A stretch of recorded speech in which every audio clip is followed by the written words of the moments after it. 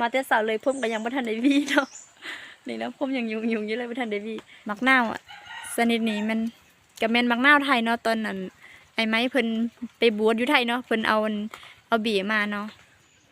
สบายดีทุกคนสบายดีตอนเช้าๆเนาะกะมื้อนี้เนาะพิมพ์กะจะพาทุกคนไปเก็บมักพริกเนาะมักพริกอยู่ในสวนเนาะเดี๋ยวเราไปเบิ่งนำกันเนาะไปยังมาเด้ไปยังใส่กับได้กันบ่ได้สับน้องเพิ่นไปใส่กับนู้นเนาะทุกคนเนาะไปแต่เสาเลยเนาะบ่ได้สับเนาะเจ๊พิมพ์ก็มาเอายูส่วนทีอันพิมพ์มาเอามักพุกตอนนั้นนะทุกคนเนาะกะบ่ไกลเนาะส่วนมอนี่พิมพ์เอาอาจารย์มาใส่เนาะมีน้ำหวยอยู่นี่เนาะกะแม่นำให้ปอมไส้เก้านะทุกคนเนาะเดี๋ยวเขาไปเบิ่งนำกันเลยเนาะว่ามันยังมีอยู่บ่เนาะคือมาแต่เสาเลยผมก็ยังบ่ทันได้วีเนาะนี่นะผมยังยุ่งอยู่เลยบ่ทันได้วีพิมพ์ได้ค้างหม้อแกงไว้อยู่เฮือนพุ่นเลยเนาะแต่ก็พอดีว่ามักพริกดิบพันหมดเนาะพิมพ์ก็เลยจะมาเก็บเอาอยู่ในส่วนนี้เนาะเอาไปเฮ็ดกินตอนเสาร์นี้เนาะไปตำแจ่วกับแกงผักเต่ากับมักฟักเนาะทุกคนเนาะจะครัวกินตอนเสาร์แล้วก็จะเต่าเอาไปเวียกเนาะเดี๋ยวนี้ก็7 โมงปลายเนาะอีกจักน้อยก็กินข้าวกินน้ำมันก็จะออกไปเวียกเลยเนาะนี่เขามาเก็บเอาเพชรเลยเนาะเดี๋ยวสิบ่ทันการเนาะนี่เนาะมักเพชรของเขาเนาะเป็นลายอยู่เนาะทุกคนเนาะหลังจากกินข้าวกินน้ำแล้วเลยเนาะพิมก็จะไปเกี่ยวข้าวสวยข้าวเจ้าอีกเนาะต้องพิมแทกะอย่างประมาณอีก4-5 มื้อพุ่นเลยเนาะจึงจะได้เกี่ยวเนาะเพราะว่ามันยังบ่เรื่องเธอเนาะเรื่องแล้วก็เกี่ยวแล้วนานนึงเนาะนานนึงก็ยังบ่เรื่องเธอเดี๋ยวฮอดมือเกี่ยวมาเถอะเนาะพิมก็ถ้ามีเวลาเนาะพิมก็จะอัดคลิปให้พ่อแม่พี่น้องได้เบิ่งได้ชมนำกันเนาะว่าบรรยากาศ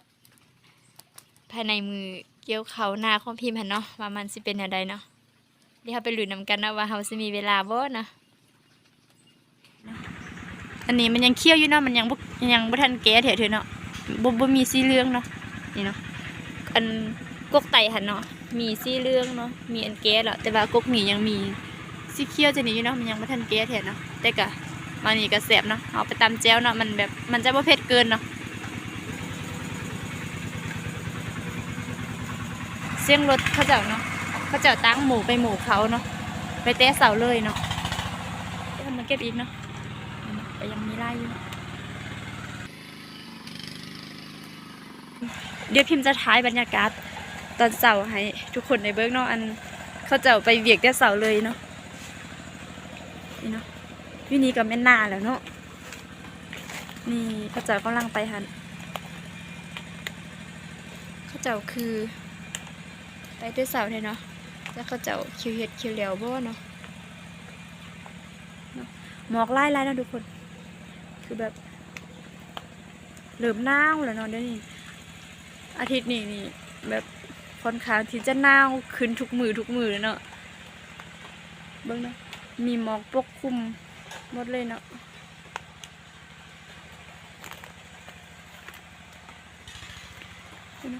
ต้นกล้วยมีซ่องเขื่อนเนาะยูฮันก็ได้ปั๊มไปแล้วเนาะ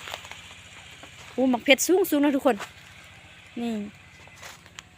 อันนี้มันเน่าเนาะทุกคนมันเน่าเนาะนี่พิมพ์จะเลือกเก็บเอาแต่น้อยดีๆนะน้อยใหญ่ๆนะทุกคนนี่เนาะน้อยใหญ่ๆ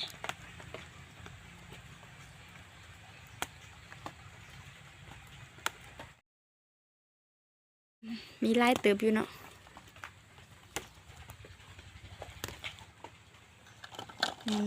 ได้ไล่เลยเนาะเดี๋ยวเขากำเฮือนกันเลยเนาะได้ไล่แล้วเดี๋ยวอีเมลสิของท้าเนาะเดี๋ยวเขามาแบะมันตุ่นมักนาวก่อนเนาะนี่นะทุกคนมักนาวอ่ะสนิทนี้มันกับแม่นมักนาวไทยเนาะตอนนั้นไอ้ไม้เพิ่นไปบวชอยู่ไทยเนาะเพิ่นเอาบีมาเนาะเอามาปลูกแล้วในมันมีหนามไล่เนาะทางในมันเป็นสีเหลืองเนาะส้มเนาะอันนี้แม่นได้ต่อตามมาปลูกทางนอกเนาะอันต้นทำอีดหันน่ะแม่น ปลูกอยู่เฮือนพุ่นเนาะอันนี้เป็นหาโตตามมาปลูกเนาะก็เป็นหมากดีอยู่เนาะไปกลับเฮือนกันเนาะเดี๋ยวเราอัดดูกันเนาะเดี๋ยวสิมีคนมาลักลอยหมกเพชรเฮาเนาะอัดไว้ก่อนเนาะอัดแล้วเลยเนาะเวลามันมีจำกัดเนาะเฝ้ามากะเฝ้ากลับเลยเนาะเดี๋ยวสิบ่ทันเวียกเนาะเดี๋ยวอีเมลเพิ่นสิว่าพิมพ์คือมาดนแท้เนาะเดี๋ยวสิบ่ทันไปเวียกนำเพิ่นเนาะกะเดี๋ยวนี้กะไก่จะหอดแล้วเนาะย่างไปอีกจักหน้อยกะหอดบานแล้วเนาะระวังเพื่อนของพิมพ์กับส่วนกะบ่ได้ไกลกันบันไดเนาะ